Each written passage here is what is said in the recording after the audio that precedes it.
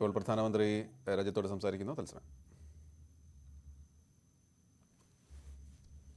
आज मैं अपनी बात की शुरुआत एक वेद वाक्य के साथ करना चाहता हूं। कृतम में दक्षिणे हस्ते जयो में सव्य आहितः। इस बात को भारत के संदर्भ में देखें तो बहुत सीधा साधा अर्थ यही है, हमारे देश ने एक तरफ कर्तव्य का पालन किया तो दूसरी तरफ उसे बड़ी सफलता भी मिली। कल 21 अक्टूबर को भारत ने 1 बिलियन 100 करोड़ वैक्सीन डोज का कठिन लेकिन असाधारण लक्ष्य प्राप्त किया है। इस उपलब्धि के पीछे 130 करोड़ देशवासियों की कर्तव्य शक्ति लगी है। इसलिए ये सफलता भारत की सफलता है। देशवासियों को हृदय से बधाई देता हूं। साथियों, 100 करोड़ वैक्सीन डोज ये केवल एक आंकड़ा नहीं है, ये देश के सामर्थ्य का प्रतिबिंब है, इतिहास के नए अध्याय की रचना है। ये उस नए भारत की तस्वीर है जो कठिन लक्ष्य निर्धारित कर उन्हें हासिल करना जानता है। ये उस नए भारत की तस्वीर है जो अपने संकल्पों की सिद्धि के लिए परिश्रम की पराकाष्ठा करता है। साथियों, आज कई लोग भारत के वैक्सीनेशन प्रोग्राम की तुलना दुनिया के दूसरे देशों से कर रहे हैं। भारत ने जिस तेजी से 100 करोड़ का 1 बिलियन का आंकड़ा पार किया है, उसकी सराहना भी हो रही है। लेकिन इस विश्लेषण में एक बात अक्सर छूट जाती है कि हमने ये शुरुआत कहां से की है। दुनिया के दूसरे बड़े देशों के लिए वैक्सीन पर रिसर्च करना, वैक्सीन खोजना, इसमें दशकों से उनकी महारत है, एक्सपर्टाइज थी। भारत अधिकतर इन देशों की बनाई वैक्सीनेशन पर ही निर्भर रहता था। हम बाहर से मंगवाते थे। इसी वजह से जब 100 साल की सबसे बड़ी महामारी आई तो भारत पर सवाल उठने लगे, क्या भारत इस वैश्विक महामारी से लड़ पाएगा? भारत दूसरे देशों से इतनी वैक्सीन खरीदने का पैसा कहां से लाएगा? भारत को वैक्सीन कब मिलेगी? भारत के लोगों को वैक्सीन मिलेगी भी या नहीं? क्या भारत इतने लोगों को टीका लगा पाएगा कि महामारी को फैलने से रोक सके? भांति भांति के सवाल थे।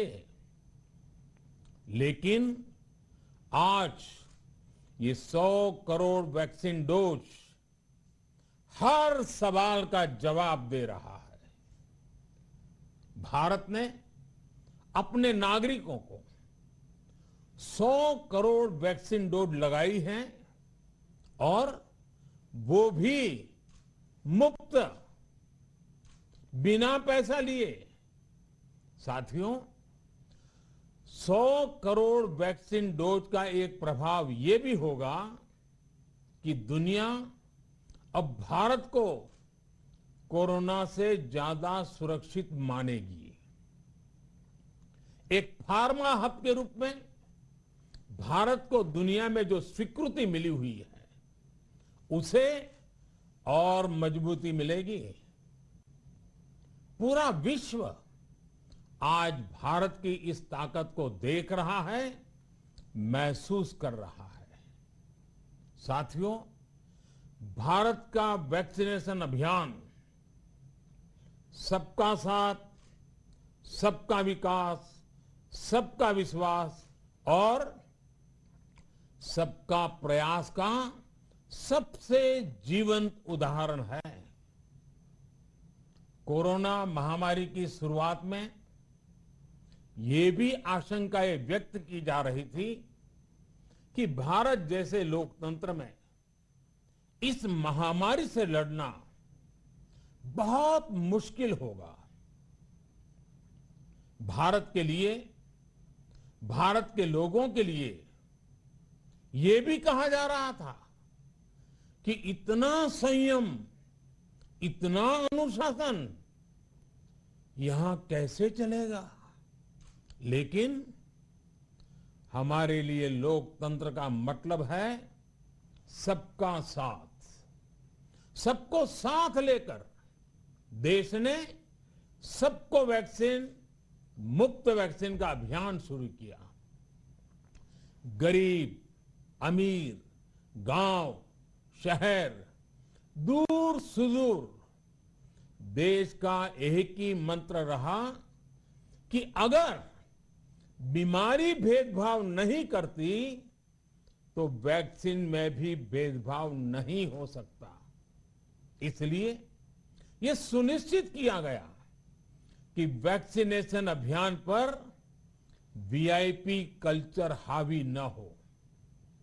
कोई कितने ही बड़े पद पर क्यों न रहा हो, कितना ही धनी क्यों न रहा हो, उसे वैक्सीन सामान्य नागरिकों की तरह ही मिलेगी। साथियों, हमारे देश के लिए ये भी कहा जा रहा था कि यहां ज्यादातर लोग टीका लगवाने के लिए आएंगे ही नहीं। दुनिया के कई बड़े विकसित देशों में आज भी वैक्सीन हेजिटेंसी एक बड़ी चुनौती बन गई है। लेकिन भारत के लोगों ने 100 करोड़ वैक्सीन डोज लेकर ऐसे लोगों को निरुत्तर कर दिया है। साथियों, किसी अभियान में जब सबका प्रयास जुड़ जाता है तो परिणाम अद्भुत ही होते हैं। हमने महामारी के खिलाफ देश की लड़ाई में जन भागीदारी को अपनी पहली ताकत बनाया। फर्स्ट लाइन ऑफ डिफेंस बनाया। देश ने अपनी एकजुटता को ऊर्जा देने के लिए ताली, थाली बजाई, दिए जलाए। तब कुछ लोगों ने कहा था कि क्या इससे बीमारी भाग जाएगी? लेकिन हम सभी को उसमें देश की एकता दिखी, सामूहिक शक्ति का जागरण दिखा। इसी ताकत ने कोविड वैक्सीनेशन में आज देश को इतने कम समय में 100 करोड़ तक पहुंचाया है। कितनी ही बार हमारे देश ने एक दिन में 1 करोड़ टीकाकरण का आंकड़ा पार किया है। ये बहुत बड़ा सामर्थ्य है, प्रबंध कौशल है, टेक्नोलॉजी का बेहतरीन इस्तेमाल है, जो आज बड़े बड़े देशों के पास भी नहीं है।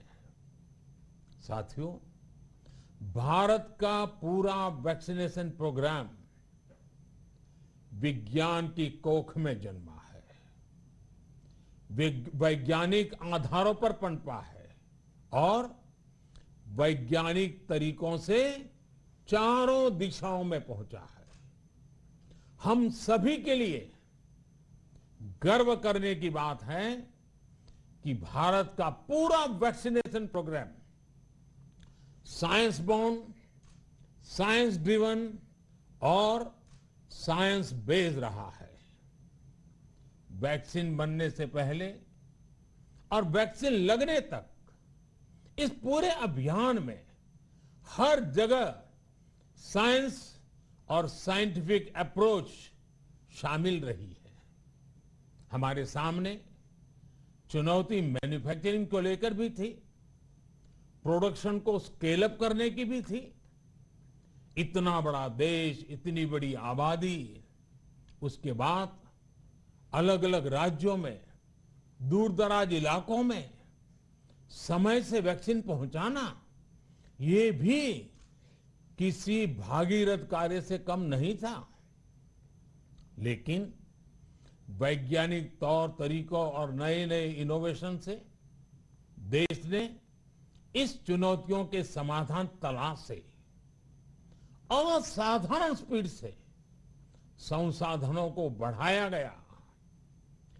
किस राज्य को कितनी वैक्सीन कब मिलनी चाहिए, किस इलाके में कितनी वैक्सीन पहुंचनी चाहिए, इसके लिए भी वैज्ञानिक फॉर्मूले के तहत काम हुआ। हमारे देश ने कोविन प्लेटफॉर्म की जो व्यवस्था बनाई है, वो भी विश्व में आकर्षण का केंद्र है। भारत में बने कोविन प्लेटफॉर्म ने न केवल आम लोगों को सहूलियत दी, बल्कि हमारे मेडिकल स्टाफ के काम को भी आसान बनाया। साथियों, आज चारों तरफ एक विश्वास है, उत्साह है, उमंग है। समाज से लेकर इकोनॉमी, हम हर तबके पर देखें, ऑप्टिमिज्म, ऑप्टिमिज्म, ऑप्टिमिज्म ही नजर आता है। एक्सपर्ट्स और देश विदेश की अनेक एजेंसीज भारत की अर्थव्यवस्था को लेकर बहुत सकारात्मक है।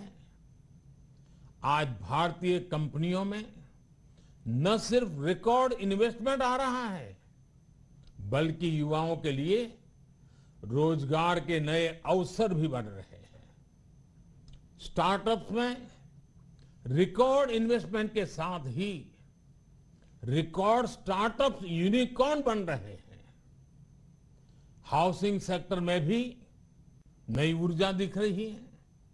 पिछले महीनों में किए गए कई सारे रिफॉर्म्स, कई सारे इनिशिएटिव, गति शक्ति से लेकर नई ड्रोन पॉलिसी तक भारत की अर्थव्यवस्था को और तेजी से आगे बढ़ाने में बड़ी भूमिका निभाएंगे। कोरोना काल में कृषि क्षेत्र ने हमारी अर्थव्यवस्था को मजबूती से संभाले रखा। आज रिकॉर्ड लेवल पर अनाज की सरकारी खरीद हो रही है। किसानों के बैंक खातों में सीधे पैसे जा रहे हैं। वैक्सीन के बढ़ते हुए कवरेज के साथ साथ आर्थिक सामाजिक गतिविधियां हो, खेल जगत हो, टूरिज्म हो, एंटरटेनमेंट हो, सब तरफ सकारात्मक गतिविधियां तेज हो रही हैं। आने वाले त्योहारों का मौसम इसे और गति देगा और शक्ति देगा। साथियों, एक जमाना था जब मेड इन ये कंट्री, मेड इन वो कंट्री, इसी का बोलबाला था, बहुत क्रेज हुआ करता था। लेकिन आज हर देशवासी ये साक्षात अनुभव कर रहा है कि मेड इन इंडिया की ताकत बहुत बड़ी होती है। और इसलिए आज मैं आपसे फिर ये कहूंगा कि मैं हर छोटी से छोटी चीज जो मेड इन इंडिया हो, जिसे बनाने में किसी भारतवासी का पसीना बहा हो, उसे खरीदने पर जोर देना चाहिए और ये सबके प्रयास से ही संभव होगा। जैसे स्वच्छ भारत अभियान एक जन आंदोलन है, वैसे ही भारत में बनी चीज खरीदना, भारतीयों द्वारा बनाई चीज खरीदना, वोकल फॉर लोकल, ये हमें व्यवहार में लाना ही होगा। और मुझे विश्वास है सबके प्रयास से हम ये भी करके रहेंगे। आप याद करिए, पिछली दिवाली हर किसी के मन मस्तिष्क में एक तनाव था, लेकिन इस दिवाली 100 करोड़ वैक्सीन डोज के कारण एक विश्वास का भाव है। अगर मेरे देश की वैक्सीन मुझे सुरक्षा दे सकती है, तो मेरे देश का उत्पादन, मेरे देश में बने सामान मेरी दिवाली और भी भव्य बना सकते हैं। दिवाली के दौरान बिक्री की एक तरफ और बाकी साल की बिक्री एक तरफ होती है। हमारे यहां दिवाली के समय, त्योहारों के समय बिक्री एकदम बढ़ जाती है। 100 करोड़ वैक्सीन डोज हमारे छोटे छोटे दुकानदारों, हमारे छोटे छोटे उद्यमियों, हमारे रेहड़ी पटरी वाले भाइयों बहनों, सभी के लिए आशा की किरण बनकर आई है। साथियों, आज हमारे सामने अमृत महोत्सव के संकल्प है, तो ऐसे में हमारी ये सफलता हमें एक नया आत्मविश्वास दिलाती है। हम आज कह सकते हैं कि देश बड़े लक्ष्य तय करना और उसे हासिल करना बखूबी जानता है, लेकिन इसके लिए हमें सतत सावधान रहने की जरूरत है। हमें लापरवाह नहीं होना है।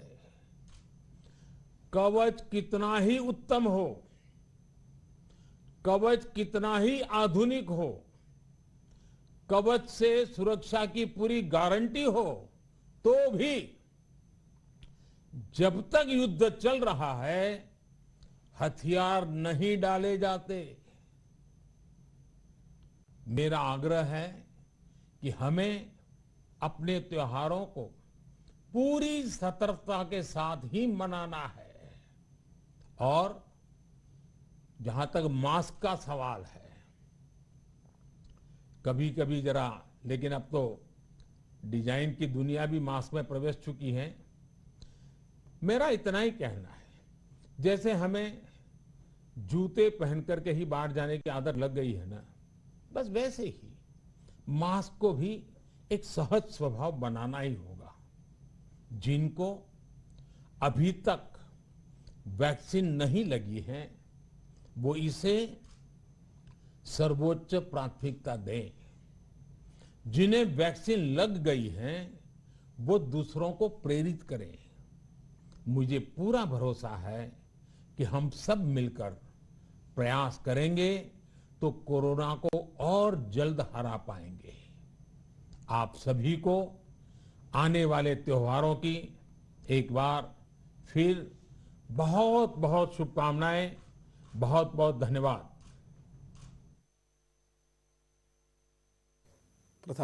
പ്രധാനമന്ത്രി രാഷ്ട്രത്തെ അഭിസംബോധന ചെയ്യുകയായിരുന്നു. വാക്സിനേഷന്റെ കാര്യത്തിൽ രാജ്യം പുതിയ ചരിത്രമെഴുതിയ രീതി, അതിന് പ്രേരകമായ ഘടകങ്ങൾ എല്ലാം അദ്ദേഹം വിശദീകരിച്ചു.